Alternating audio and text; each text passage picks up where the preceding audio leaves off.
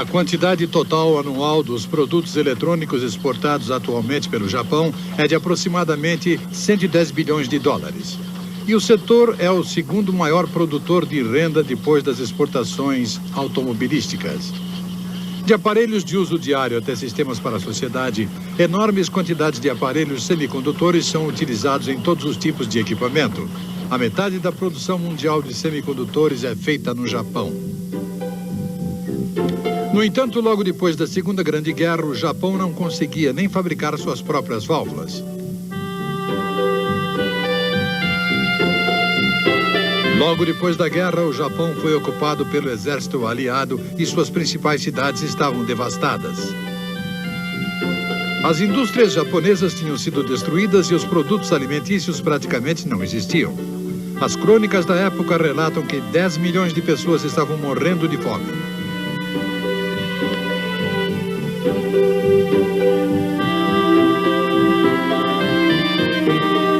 Com tanta gente procurando comida, muitas fábricas transformaram suas instalações em hortas.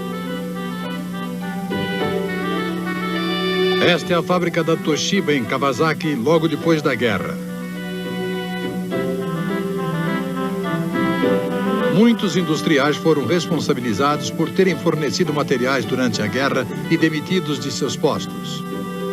As fábricas passaram a ser controladas pelos sindicatos de operários que se formaram no pós-guerra. Passo a passo, o Japão começou a superar a confusa situação deste período.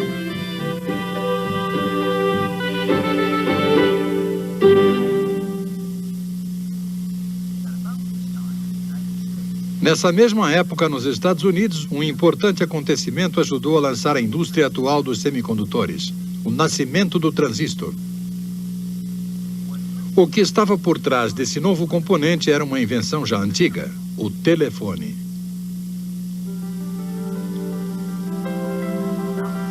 Alexander Graham Bell, que inventou o telefone no começo deste século, fundou a American Telephone and Telegraph Company. Para transformar a voz em impulsos elétricos e enviá-los para lugares distantes, era necessário colocar os cabos telefônicos em todo o território dos Estados Unidos.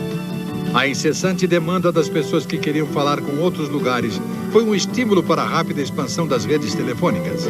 A rápida expansão do telefone teve como resultado lucros imensos que proporcionaram financiamentos suficientes para desenvolver outras tecnologias inovadoras. No começo havia operadores que faziam conexões manuais para que as pessoas pudessem conversar.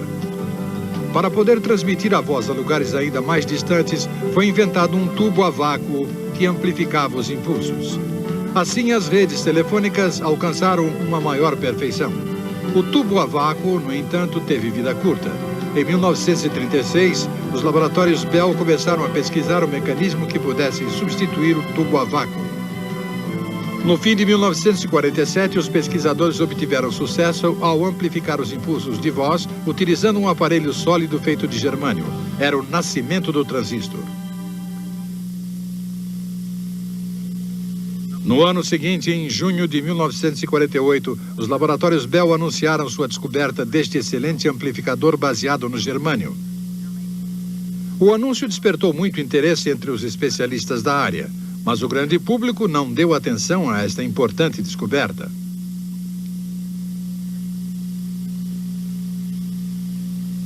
Revistas como a Time e a Newsweek dedicaram apenas meia página ao acontecimento. O artigo do Times disse simplesmente que quando duas agulhas são colocadas em cristais de germânio, tem início um processo de amplificação e que o nome desse novo componente era transistor. Perto do Palácio Imperial em Tóquio, ainda existe o prédio que serviu de quartel-general aos aliados depois da guerra. Os primeiros japoneses que leram as notícias sobre o transistor foram dois cientistas, o professor Yasushi Watanabe, da Universidade Tohoku, e Sakuji Komagata, diretor do Instituto Japonês de Ciência e Tecnologia Industrial.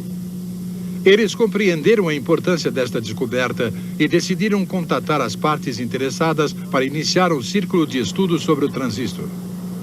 No centro de Tóquio, perto da residência oficial do primeiro-ministro, há um complexo abandonado totalmente coberto de era. É tudo o que restou do primeiro laboratório eletrotécnico que estava sob a jurisdição do Ministério da Indústria e Comércio Internacional.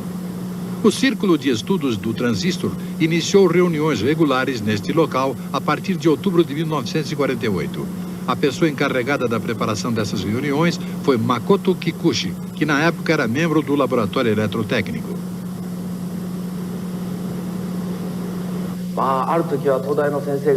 Uma vez um professor da Universidade de Tóquio veio dar uma palestra.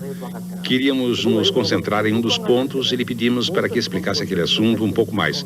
A sua resposta foi: nem eu mesmo entendo isso muito bem.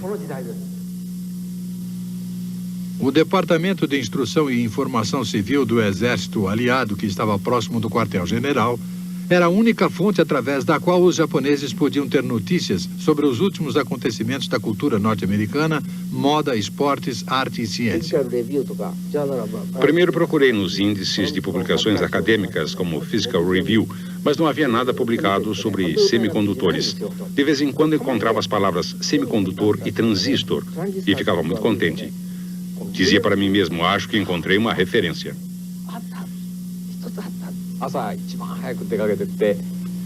De manhã, eu era a primeira pessoa a chegar ao escritório e assim tinha a última edição de Physical Review só para mim. Passava a manhã copiando os artigos à mão. Aqui está uma das cópias que eu fiz naquela época. Como o papel era artigo raro, tudo está escrito em caracteres pequenos. Copiei tanta coisa que daria uma pilha de papel de 2 metros de altura. No início, copiava apenas as coisas importantes, mas depois comecei a ver coisas que não conseguia ainda entender sem ter o texto todo. Por isso, decidi começar a copiar os textos completos.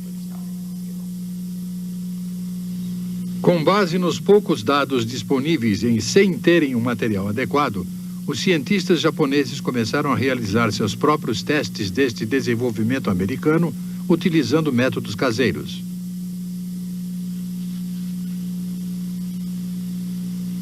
Em uma das subsidiárias do laboratório eletrotécnico, localizada nos arredores de Tóquio, Michio Hatoyama, chefe da seção de física, e seus colegas começaram a tentar a fabricação do transistor.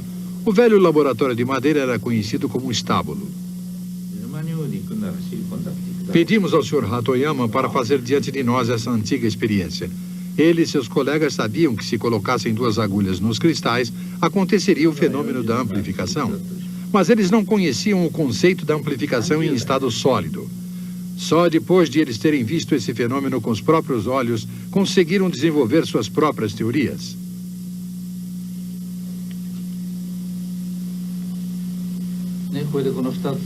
Então, essas 2 agulhas foram colocadas bem próximas. Elas foram unidas assim. Isso é um pouco alto, não é? As agulhas não se tocam. Não, elas estão se encostando. Tudo que eu tenho que fazer é aumentá-las. Makoto Kikuchi testou esse transistor experimental. Se as pontas destas 2 agulhas estão muito afastadas uma da outra, o fenômeno não acontece. De qualquer forma, temos que colocá-las juntas. O que eu fiz foi instalar um microscópio, colocar as agulhas e depois ligá-las a um circuito elétrico. Se os 2 medidores se movimentassem quase em paralelo, poderíamos dizer que tínhamos conseguido que o fenômeno acontecesse. Como era isso que eu devia fazer, minha pesquisa a partir de então era chegar aqui todos os dias de manhã, tomar uma xícara de chá e depois sentar e olhar pelo microscópio. Em primeiro lugar, eu pegava as 2 agulhas assim e as colocava na posição mais próxima. Era difícil porque nós não tínhamos o equipamento para fazer os ajustes necessários. E quando eu achava que as agulhas estavam no lugar certo, colocava a corrente elétrica. Mas embora eu fizesse isso, uma e outra vez, nada acontecia. Fiquei quase 2 meses fazendo isso sem nenhum sucesso. Na nossa opinião, esse fato era uma descoberta maravilhosa. E como queríamos fazer acontecer esse fenômeno com nossos próprios meios, não medíamos esforços. Na verdade, era impossível. Os cristais não serviam, como descobrimos mais tarde.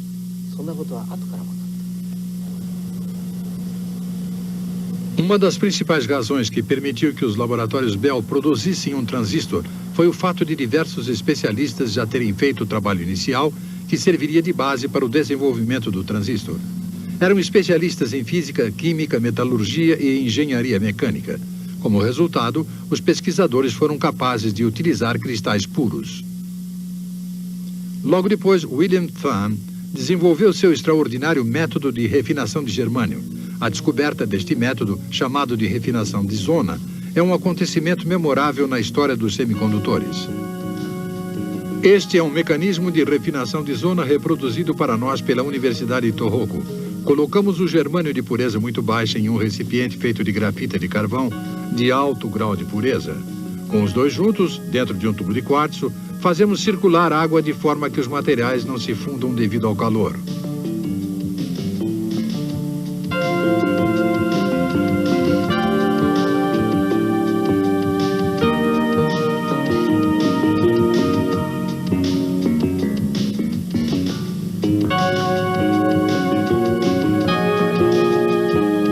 Este mecanismo funciona como um enorme forno de micro-ondas. Quando a corrente elétrica de alta frequência enviada a partir daqui passa pela bobina, o germânio que está dentro derrete e as impurezas flutuam na superfície do líquido. Neste estado, se movimentarmos devagar o recipiente para a esquerda, as impurezas se movimentam para a direita. Enquanto a bobina de aquecimento empurra as impurezas para a superfície, elas são desviadas para o canto direito. Depois, se retirarmos o canto direito, o que fica são cristais de alto grau de pureza. Assim, através do desenvolvimento da tecnologia de refinação de zona, tornou-se possível pela primeira vez fazer cristais de germânio praticamente sem impurezas. Este é Gordon Till, especialista em cristais dos laboratórios Bell. Foi ele quem definiu que o material semicondutor para os transistores tinha que ser cristais simples. Esta é uma experiência de Gordon Till. Ele trabalhou na base da tentativa e erro. Como era impossível manter estável a temperatura do forno, os cristais não se formavam uniformemente e acabavam parecendo um monte de cenouras deformadas.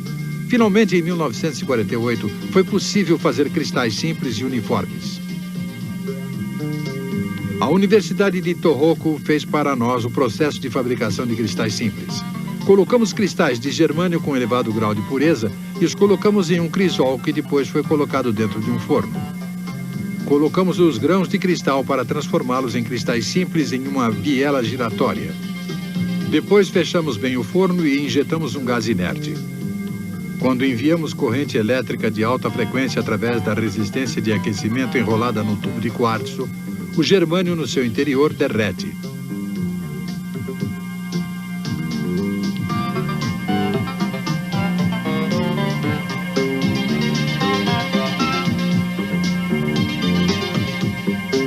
Uma vez que o germânio derreteu completamente, fazemos com que os cristais pequenos entrem em contato com a superfície do líquido enquanto os fazemos girar. Se houver algum erro em relação à temperatura da superfície do líquido, a velocidade de rotação dos cristais pequenos ou a velocidade em que a biela rotatória é levantada, o procedimento não terá sucesso. Se a temperatura for muito alta, os cristais derretem e, se for muito baixa, criam uma crosta. Em 1954, formou-se o Departamento de Eletrônica no Laboratório Eletrotécnico para ampliar o conhecimento existente no Japão sobre semicondutores através de pesquisa aberta. A tarefa dos dois jovens pesquisadores foi, em primeiro lugar, purificar os cristais e depois tentar transformá-los em cristais simples. Isso foi algo revolucionário. O que estávamos tentando fazer era criar uma tecnologia para fazer cristais de um grau de pureza incrível. Isso tinha de ser feito retirando as impurezas existentes dentro do germânio. Nem nós, nem ninguém no Japão tinha experiência nessa área. O forno a vácuo para a fabricação de cristais foi muito difícil de fabricar, mas se não fôssemos capazes de manter a margem de erro da temperatura do germânio fundido dentro de um limite de 1 grau, os cristais não se formariam adequadamente. Se a temperatura ficasse muito alta, ao se mergulhar os cristais pequenos vindos de cima, eles derreteriam. E se a temperatura fosse muito baixa, eles solidificariam e endureceriam, o que também era um mau resultado. Portanto, controlar a temperatura é extremamente importante. Outro ponto importante é que quando a temperatura se eleva a quase 1000 graus centígrados e se deixa que ela haja normalmente, tende a subir e a descer. Isso também é errado. A temperatura deve ser mantida estável. Embora eu diga estável, há ainda uma leve flutuação que foi mantida a 0,1 graus centígrados nas especificações norte-americanas da época. Isso é um excelente controle de temperatura. Quando a temperatura subia, a agulha do medidor tremia. Não tínhamos acesso aos sofisticados equipamentos norte-americanos. Os medidores de temperatura da época eram mais redondos e maiores que este, e tinham uma agulha maior. Quando elevávamos a temperatura, a agulha subia para 500 graus, depois para 800, passando pelo ponto de fusão do germânio até chegar aproximadamente a 1000 graus centígrados. Nesse ponto, abaixávamos um pouco a temperatura. Mas, como podem ver, esta agulha mede de 1 em 1 grau. Portanto, uma medição de 0,1 graus não pode ser determinada. Por esta razão, fomos mal sucedidos em todas as nossas tentativas de fazer cristais. Foi então que colocamos um espelho na base da agulha e, quando colocávamos uma luz sobre ele, a luz refletida era refletida na parede. Se conseguíssemos controlar o lugar em que o reflexo aparecia na parede, se a área de luz se expandisse, a exatidão teria melhorado. De qualquer forma, como parecia ter se tornado maior, tentamos fazer essa experiência. Essa experiência teve bons resultados. No começo, a luz refletida batia no canto do forro, lá naquele ponto. Como eu era o encarregado de fabricar os cristais, tentava qualquer tipo de experiência. O Sr. Denda estava abaixado aqui porque o puxador que modificava a temperatura estava situado aqui mesmo. Ele falava comigo enquanto olhava para a imagem da luz no teto. Quando o ponto de luz chegava aqui, ele dizia: Mr. Kikuchi, a temperatura caiu. Então, nós ajustávamos a temperatura até que a luz chegasse exatamente aqui. Com esse procedimento, conseguimos fabricar cristais simples. Em 1955, quando foi fundado o Instituto de Pesquisa de Comunicações Elétricas na Universidade de Tohoku, foi designada uma sala para o Dr. Junichi Nishizawa, que era um professor assistente. Entretanto, como era pequena, a sala foi dividida em 2 níveis. O Sr. Nishizawa filmou este laboratório com uma câmera de 8 milímetros. Com frequência, os pesquisadores caíam desmaiados depois de terem batido a cabeça nas vigas. O laboratório de Nishizawa era conhecido como o submarino. Um transformador gigante do qual saíam 3 grandes cabos dominava a sala.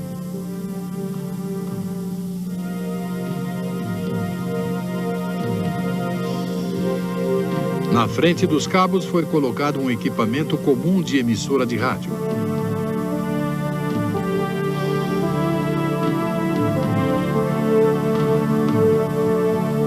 Este é um oscilador gigante feito pelo pessoal do laboratório, construído completamente com peças rejeitadas que eles reuniam.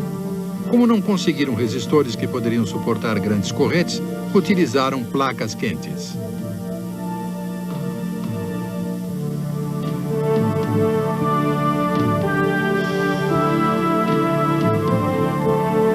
Em lugar de capacitadores de grande volume que poderiam suportar altas voltagens, utilizaram latas que eles mesmos enchiam de óleo. A verba que tínhamos para um ano era em geral de 300 mil ienes. Com essa quantia, compramos as peças e montamos o oscilador. Depois, tudo que precisamos fazer foi feito com muito esforço e sem gastar nada. Passamos por maus momentos, como, por exemplo, tomar um choque elétrico e desmaiar. Quando me lembro disso, fico surpreso por nenhum de nós ter morrido em um desses acidentes. Houve vezes em que eu desmaiei, caí no chão e mais tarde recuperei os sentidos sem nenhuma assistência. O Sr. Shingo Iwase está muito entusiasmado recriando uma experiência que fez quando jovem. Ele tem atualmente 72 anos. O Sr. Iwase foi admitido em 1950 no Instituto Nacional de Pesquisas das Comunicações Elétricas, depois de ter se formado na universidade, e sua tarefa era pesquisar sobre transistores. Ele começou fazendo cristais. Um tubo de quartzo é colocado em uma moldura de madeira. É feito o vácuo no interior do mesmo, ligando-o a uma bomba que retira o ar. Uma resistência de aquecimento feita de cobre através da qual passa uma forte corrente elétrica é enrolada no tubo de quartzo. Naquela época, o método de refinação de zona ainda não tinha sido descoberto. O Sr. Iwase acreditava que se o germânio fosse fundido devagar de baixo para cima, então as impurezas no seu interior subiriam pouco a pouco e a porção pura que permanecesse na base poderia ser utilizada. O problema era elevar a resistência a uma velocidade de apenas alguns centímetros por hora. Neste momento, teve a ideia deste mecanismo. Quando a água é liberada aos poucos do recipiente, este mecanismo permite que a resistência se movimente devagar para cima.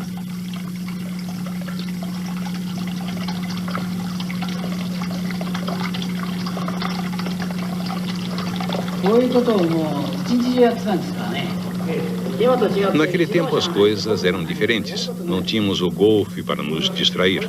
Eu trabalhava praticamente o dia todo nesta experiência.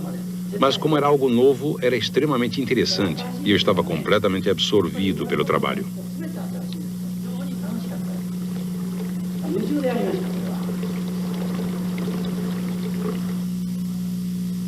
O Sr. Iwase foi a primeira pessoa no Japão a obter sucesso na fabricação do transistor de contato que vemos aqui. Este é o rádio de bolso que utilizou o primeiro transistor japonês.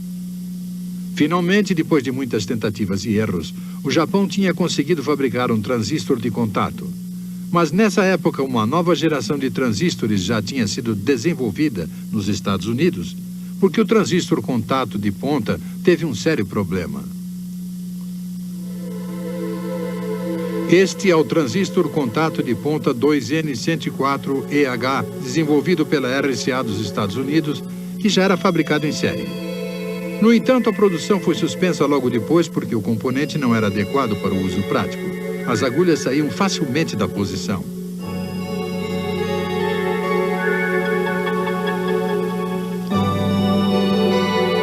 Tentaram fixar as agulhas com resina. Este é um produto para teste de fabricação envolto em plástico. Através da resina transparente, podemos ver duas agulhas contatando os pequenos cristais de germânio. Entretanto, devido às mudanças de temperatura, a resina expandia e se contraía, e as agulhas acabavam ficando fora da posição. Finalmente, a RCA abandonou a produção em série do transistor.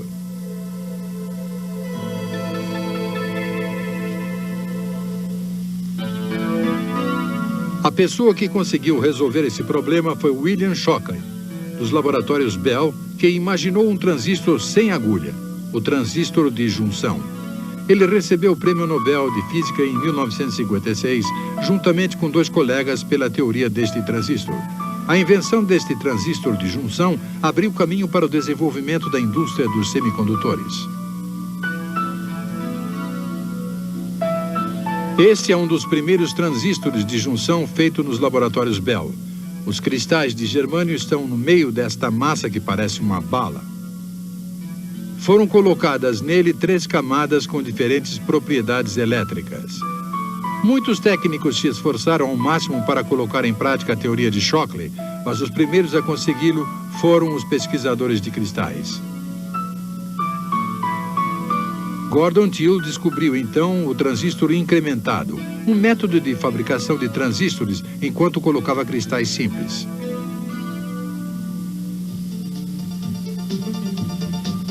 É assim que se fazem os transistores incrementados. Durante a produção das sementes de cristal são acrescentadas as impurezas do tipo P, quer dizer, elementos elétricos com propriedades positivas, como por exemplo o galho.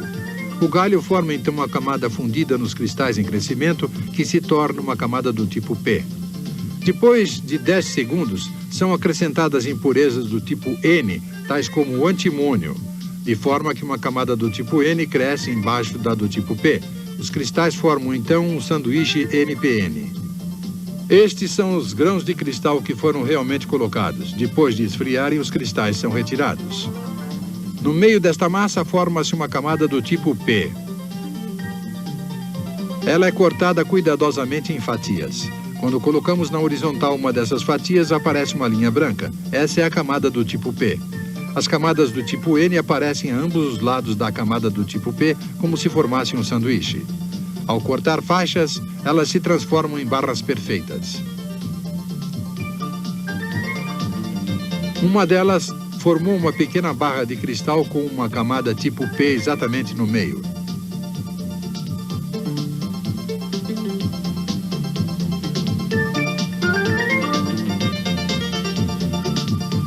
Ligando eletrodos a cada camada de sanduíche NPN, o processo está terminado.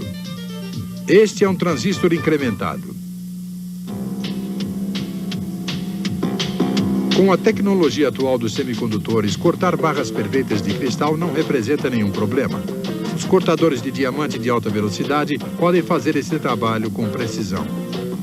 Entretanto, logo depois da guerra, Hiroe Osafune, pesquisador da NSC Corporation, não tinha como comprar ferramentas para cortar o germânio porque não dispunha de fundos para pesquisa.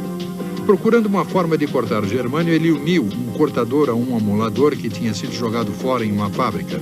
Era uma substituição que se quebrava com facilidade e que tinha sido endurecida com pedra de amolar utilizando um agente colante. Quando se pressionava o germânio contra o cortador giratório, o cortador quebrava em pedaços. Para se protegerem das bordas cortantes dos fragmentos quebrados, os pesquisadores se embrulhavam em pano antes de fazer o trabalho.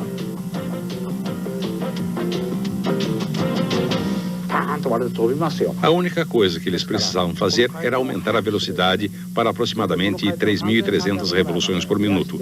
Mas o Sr. Osafune era teimoso.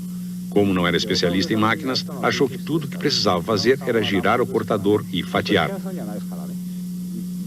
Como não prestou a mínima atenção em coisas como o número de revoluções por minuto, o aparelho quebrou e se desfez em pedaços. De início, fizemos fragmentos de germânio com uma grossura de aproximadamente 5 milímetros e depois os lixávamos até conseguir diminuir cada um deles para 5 milímetros. No começo eram polidos manualmente com lixa. Quando se faz isso, os dedos da pessoa chegam a sangrar. Então dizíamos para alguns dos colegas, agora é a sua vez, porque éramos 8 pessoas. Mas não trocávamos a cada minuto. Cada um de nós chegava a ficar 2 horas polindo. Isso pode ser feito se a pessoa usa um dedo por vez. Íamos trocando à medida que ficávamos cansados. Levava 4 ou 5 dias de trabalho de polimento para reduzir a grossura para 5 milímetros. Não havia outra forma de se fazer isso, pois não tínhamos absolutamente nenhuma verba. Quase na mesma época surgiu outra tecnologia, o transistor de junção de liga. Os dois lados do germânio do tipo N são colocados em forma de sanduíche entre partículas de um material do tipo P, índium, e então é colocado no forno. O índium se funde pela parte interna com os dois lados do germânio, formando uma liga e criando uma camada do tipo P. Como a porção do corpo que permanece no centro é do tipo N, os cristais formam um sanduíche PNP. Para fazer um transistor de liga, as partículas de índium são colocadas em um recipiente feito de carbono grafite de alta pureza. No topo, colocamos uma peça de germânio de 3 milímetros por 3 milímetros com uma espessura de 0,5 milímetros. Finalmente, colocamos uma tampa com um buraco e depois, através desse buraco, deixamos cair partículas de índium sobre o germânio. Repetimos esse trabalho delicado para todos os transistores. Nessa fase, os transistores são colocados delicadamente dentro do forno. Eles são feitos conforme o número de buracos existentes na placa de grafita e as características de cada um deles são diferentes. Aquecemos durante 20 minutos a uma temperatura de 800 graus centígrados. Como resultado, temos uma liga de índium que forma um sanduíche com germânio. Finalmente, cabos de ouro são conectados a porções da liga para fazer eletrodos. Naquela época, no Japão, essa era a ocupação principal das mulheres que trabalhavam nas fábricas e que eram chamadas de transistor girls. O trabalho de conectar cabos de ouro, um por um, olhando através do microscópio, era um trabalho que requeria paciência e dedos bem treinados.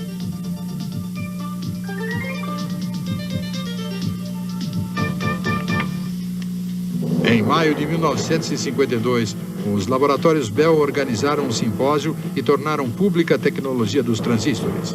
Fizeram isso porque acreditavam que a propriedade exclusiva dessa tecnologia poderia ser sancionada pelas leis antitrust. Os pesquisadores japoneses foram para os Estados Unidos assim que essa tecnologia foi colocada à disposição do público. No entanto, quando terminou a fase da pesquisa e começou a fase da produção em série, os pesquisadores japoneses enfrentaram mais uma vez muitas dificuldades porque não possuíam o know-how necessário. Esta é uma fábrica da AT&T Western Electric. Na época, a Western Electric era uma fábrica que trabalhava com os laboratórios Bell. Naquela época, todas as fábricas norte-americanas recebiam cordialmente os pesquisadores japoneses que vinham para os Estados Unidos. Como essa indústria estava apenas começando, todos se ofereceram para que os japoneses fizessem visitas às fábricas. Ninguém imaginava naquela época que os japoneses poderiam vir a ser fortes competidores no setor de semicondutores. Logo depois, as empresas japonesas começaram a procurar parceiros para conseguir know-how técnico. Hitachi assinou um contrato com a RCA. Estes são antigos dados confidenciais. A pessoa que foi para os Estados Unidos fez alguns desenhos muito precisos. Naquela época, não podíamos tirar fotografias porque era proibido usar câmera. Por outro lado, esses detalhes não eram fornecidos nas publicações da RCA. Foram descritos diversos assuntos, como know-how mais detalhado, as razões para se fazer o produto e coisas semelhantes. A razão de conservar estes documentos é o fato de que algum dia foram considerados da maior importância.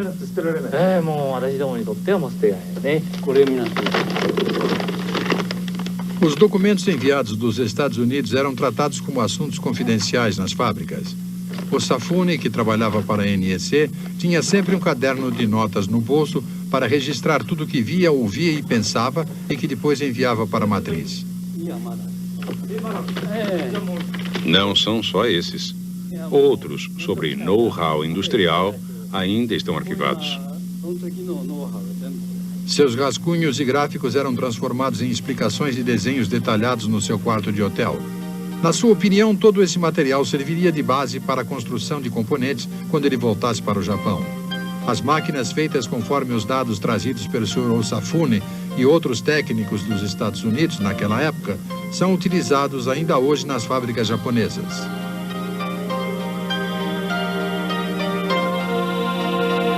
O Japão tinha entrado na era da eletrônica. Os transistores não eram apenas utilizados para fins familiares, sendo também incorporados em produtos de consumo. A era da produção em série tinha começado no Japão. Confiando nas possibilidades futuras dos transistores, a Texas Instruments, uma empresa especializada em equipamento para perfuração de petróleo, com sede em Dallas, Texas, contratou Gordon Thiel, que trabalhava para os laboratórios Bell. Thiel foi bem sucedido em desenvolver o transistor com base em silício para a Texas Instruments. Isto permitiu que a empresa entrasse no setor dos semicondutores. Utilizando este transistor, Regency desenvolveu um rádio de bolso. Em 1945, quando foi lançado no mercado, seu preço de venda era de $49,95. Sales aproveitou a popularidade do rock and roll na época. Houve vendas da ordem de 100 mil unidades, fato sem precedentes no mercado americano. O lugar da Texas Instruments no setor dos semicondutores estava garantido. Esta é a sede atual da Sony, que domina o distrito de Gotanda, em Tóquio. Na época, o nome da empresa era Tokyo Telecommunications Engineering Corporation. A companhia lançou o primeiro radiotransistor no mercado japonês um ano depois da Texas Instruments. O preço de venda era de aproximadamente $52,45. Utilizava um transistor de germânio do tipo incrementado. A empresa começou a fabricar este transistor depois de ter comprado a patente básica e os direitos de fabricação da Western Electric. Embora a Western Electric vendesse os direitos de patente, não vendia o know-how de fabricação. Assim, a Sony teve que desenvolver sua própria tecnologia. Devido à falta de tempo, a Sony começou a produção em série sem fazer qualquer tipo de diferenciação entre os testes de fabricação e a produção. Em 1955, o mambo tornou-se um gênero musical muito popular no Japão. Portanto, o radiotransistor foi recebido com entusiasmo pela juventude que adorava os ritmos latinos. O resultado da tecnologia de fabricação era que apenas 5 de cada 100 transistores fabricados tinham condições de serem utilizados, corroborando a opinião dos técnicos da Western Electric, que acreditavam que os transistores incrementados não deviam ser utilizados em rádios. Vamos ver como são fabricados os transistores incrementados. Quando o galho é introduzido nos grãos de cristal, forma-se nos cristais uma fina camada do tipo P. Ao se acrescentar antimônio, formam-se os cristais do tipo N, que formam, por sua vez, uma camada do tipo P no meio. Os problemas com o antimônio acontecem durante a retirada. Ele se quebra e a camada do tipo P que está no meio desaparece ou fica muito fina. Esta camada do tipo P que vemos aqui foi invadida pelo antimônio e está quase sumindo. Mas se for feita com uma espessura maior para protegê-la, suas características não serão adequadas para utilização na fabricação de rádios.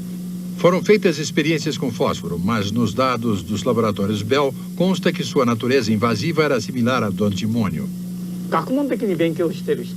Os especialistas que consultaram estes dados chegariam à conclusão que utilizar fósforo é exatamente o mesmo que usar antimônio. Diriam que não vale a pena fazer mais tentativas. Mas os cálculos foram feitos com apenas uma casa decimal. A decisão a ser tomada era se esses dados eram ou não confiáveis. Como eu só acredito na realidade, continuei tentando achar uma solução eu mesmo. Quando se fazia uma liga de fósforo e estanho e se colocava lá dentro, a invasão parava de repente e aparecia uma camada do tipo P de espessura visível. Mais tarde, quando o tempo para a introdução da liga foi diminuindo, a camada tornou-se mais fina. A produção em série começou imediatamente. Como confiavam no seu sucesso, a liga de fósforo e estanho foi introduzida. Ninguém tinha dúvida de que isso funcionaria.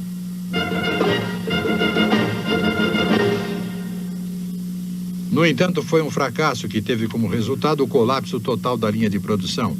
Bem no meio do boom do mambo, a produção de rádios ficou completamente parada. A Sony enfrentou a pior crise da sua história. A linha de produção entrou em colapso. Era impossível controlar exatamente qual era a quantidade de fósforo que deveria ser colocada. O fracasso foi total. A situação era terrível. Comentava-se que teria sido melhor usar a patente da RCA. Então eu pedi um pouco de tempo e comecei a fazer experiências com o índium e o fósforo.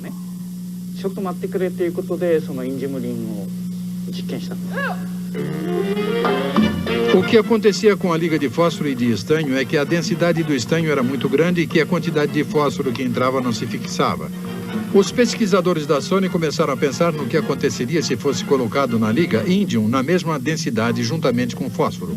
O resultado acabou aparecendo. Apareceu uma camada fina do tipo P. As características do transistor melhoraram e o desempenho do rádio melhorou muito. Uma experiência sem precedentes tinha dado a volta por cima quando a situação parecia não ter saída. Acho que o rendimento estava próximo de 90%. E afinal, não precisamos nem pagar direitos de patente, nem muito menos a patente básica. Isso porque o próprio processo tornou-se uma patente.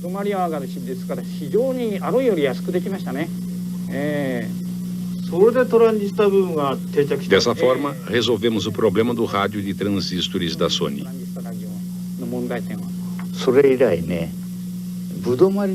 Como eles não estavam preocupados com o rendimento, eu pensava que estavam apenas sendo imprudentes. Mas depois descobri que não havia necessidade de ter medo disso. Ao resolver os problemas, o rendimento aumentou e os lucros começaram a entrar. Tínhamos deixado para trás esse tipo de pensamento. Mambo, rock and roll e outros ritmos. Essas novas formas musicais que apareceram uma atrás da outra criaram uma demanda explosiva para os rádios de transistores. Os rádios vendiam como água assim que saíam da fábrica. Com base neste sucesso, a Sony continuou avançando e fazendo progressos. Quando houve o boom do rádio a transistores, os fabricantes elétricos seguiram os passos da Sony. Não se passou muito tempo e o mercado entrou em uma era de incrível concorrência. Esta concorrência fez com que os preços dos transistores caíssem cada vez mais e sua qualidade aumentou muito. A concorrência foi mantida pelos hábeis dedos das mulheres que trabalhavam nas fábricas japonesas, as Transistor Girls. Logo depois, o Japão iria se tornar o líder mundial na fabricação de transistores de germânio.